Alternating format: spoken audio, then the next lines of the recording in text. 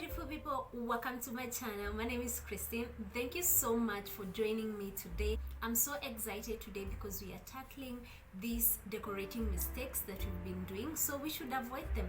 So today I'm giving you 6 of decorating mistakes that you should avoid.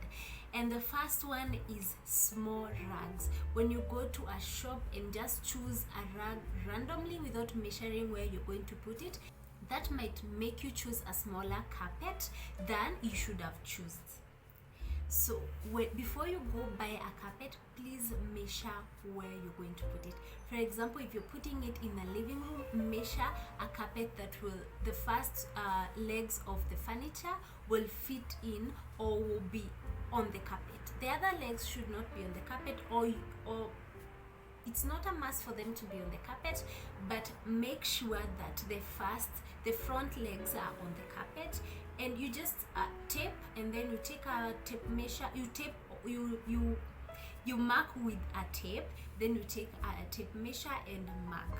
Then you just go with your measurement to your carpet store, and they will give you the perfect carpet for your space.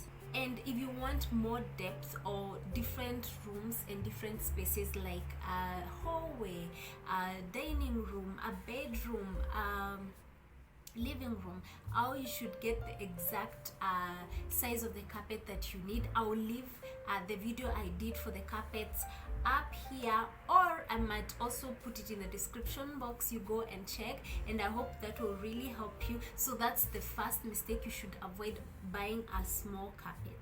The second mistake you're doing, and I know most people don't know this, is choosing your paint color first. Choosing your paint color first is no here nor there. I would say go with the most expensive pieces first, like your sofa sets, the big huge pieces, your dining tables, your dining chairs, your side chairs, your console tables, because those ones are more expensive than buying a can of paint, because that one you can change. So when you just get the basics, the big furnitures, the most expensive things in your room, then you can choose a paint to complement the pieces that you've gotten. So for example, you're working with colors, red, oranges. Then after you've brought those big furniture in, is when you decide if you want to go with a white or a black or a green, a yellow, depending with the colors that you want. The same case goes with the wallpaper. Start with the big furnitures first, then you can put the wallpaper later after you've put the big furnitures first. Because sometimes when you go buy or paint first, maybe you love green so much and you just go and get any shade of green that you like and smash it on the wall. Then when you bring your other big furniture pieces, they will not look very, like, they will not look united, or they will not have a cohesion. They will not marry each other. That's what I want to mean. Because when we add pieces in after we've painted, sometimes if it's not a neutral paint like this one, then it might be really tricky to like bring the colors that you want and make it blend in. So please choose the bigger furnitures first before you choose your paints. So you should do that first. The third one, guys, I tackled on last week. If you've not watched my last Friday's video, you can watch it, all about artwork. And this one is about hanging your artwork too high near the ceiling. That will not look good. If you're hanging your artwork near the ceiling, that means let it be. If you're hanging your artwork near the ceiling, then let it be very long, that it will come down near the furniture, near like your sofa set. If you're putting your artwork near the ceiling, then I hope it's too big that it will come like 6 inches from it to the furniture, if that's what you want. But if you have small artworks, please make them a gallery wall. Don't use those A4 things I see people just go and put 1 or 2, the graduation photos or their photos that they have gone to the studio and gotten, and they're giving them at A4. Don't do that. Please don't put those, and then you hang them near the ceiling. That spacing is not right. it should feel like it's continuous from the furniture to the artwork. So make it feel continuous. Let it not leave a very big gap. I hope that you learned. And also, I'll leave all the videos that I've gone in depth about everything today. I'll be talking about, I'll be leaving them up here, so you can click and then watch later, or watch them first, then you come back to this video. I hope that will really help you. So the third one is choosing too short of a curtain. I've also tackled curtains in my videos, guys. If you've not watched, you can go, and I will not even talk about this again. I'll just be pinning them there. So when you get when you just go and buy the curtains that just end after the window, it's not a good look. First of all, it should run down. Inafeel ni kama your wall is not complete.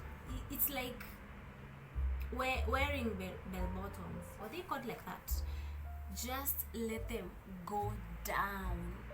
They will elevate that wall and make it look longer and beautiful and luxurious. So get curtains that kiss or paddle on the floor, and I've talked about that. So please fix your curtain issues. I've really gone in depth about them. Easily, there are so many shops that you can get curtains. Just go to Easily with your measurements. Measure the length of your rod if you're using the rod, or if it's a curtain box, measure the length, and you measure from where the rod is to the floor. You measure that, then you go with the measurements. So for the length, they'll just give you the length. For the width, they will double it to give it gathers. So just try doing that, and it will really elevate your space. So the fifth point, I feel like the fifth and the sixth point really go hand in hand, but let me talk about them separately.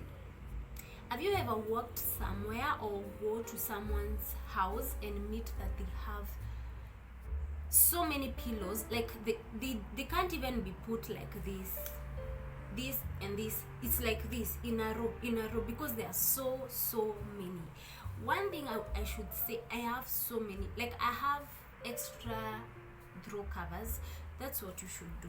Just get nice cushions for your throws, then have as many as you can throw covers. Then when you're bored or you want to change it, or you match your throw covers with the curtains, then you can do that. You can keep changing them. You don't need to buy those throw pillows that come with the cushions. If you already have cushions, then just get the throw covers, and that, I think that will help you. One, it's really,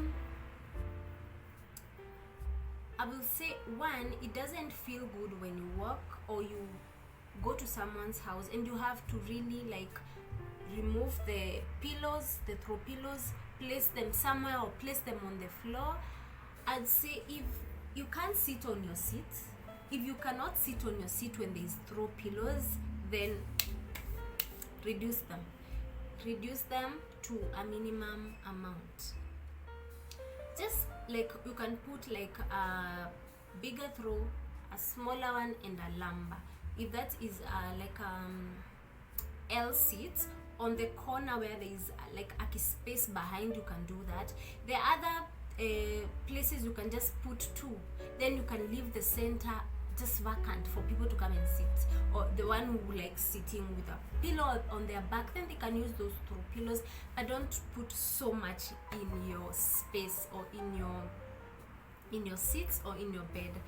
The other, even talking about the beds, don't do too much. You don't want to have a workout before you sleep, like throwing all those throw pillows on the floor. Just have like 3 yellow shams and 1 lumbar. That will really make it decorative and not too much. If you have throw pillows that are reaching half of your bed, like half of your bed are throw pillows, then that is too much. That is just too much. Scale back. Just use as few as you can, and it will make it really classy. So I hope that tip will really like help you. So the 6th point really goes hand in hand with the 5th point, and this is just having an overkill of decorations. I know most of us love decorations, and sometimes when they are on sale we tend to buy a lot more. I would say please scale back, like scale back. That's why I say some things just do as investment pieces. Just buy nice things that you can have for a few years. If they bore you, then you can store them. If you don't want to store them, then sell them or give them out. Because if, for example, you have shelves, you love reading books. For me, books are decorative, because if you've put them out, then that's decoration there. So if you have a shelf, you love reading books, and you keep adding, they keep adding, you keep adding too much, so many colors, and they don't look good. That is decoration gone wrong. Or if you love vases, you keep buying and piling them on the coffee table. People don't even have a place to place the remote or coasters or a drink or whatever. Then that's too much. Please scale back. You can rotate your decors. For example, your dining table doesn't have to have so many decors, especially if you use it every single day. You can have just one vase, and you might have bought for that dining table like 5 vases if you like decor like that. But each week, just change your vase, put another vase. Don't put all of them out, because they will be occupying space and just getting dust. So I would say don't do an overkill. That will look not curated well. So just scale back.